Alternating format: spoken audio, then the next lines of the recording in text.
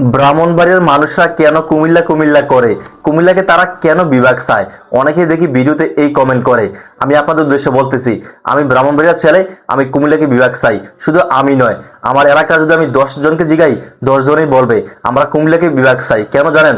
1984 সালের আগে আমরা বৃহত্তর কুমিল্লার অংশ ছিলাম। শুধু কুমিল্লা নয়, এখানে ব্রাহ্মণবাড়িয়া এবং চাঁদপুর সহ আমরা বৃহত্তর কুমিল্লার অংশ ছিলাম। তাছাড়া দেখেন, কুমিল্লা কিন্তু ব্রাহ্মণবাড়িয়ার একদম পার্শ্ববর্তী জেলা।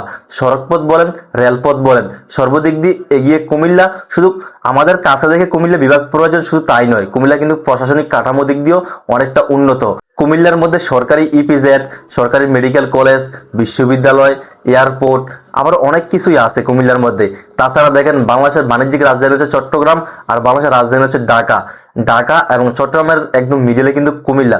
সাপোজ মনে করেন কুমিল্লার মধ্যে আপনার কোনো কাজ আছে, কুমিল্লার মধ্যে কাজ সেরে কিন্তু একদম সাথেই বিশ্ব রোড আছে।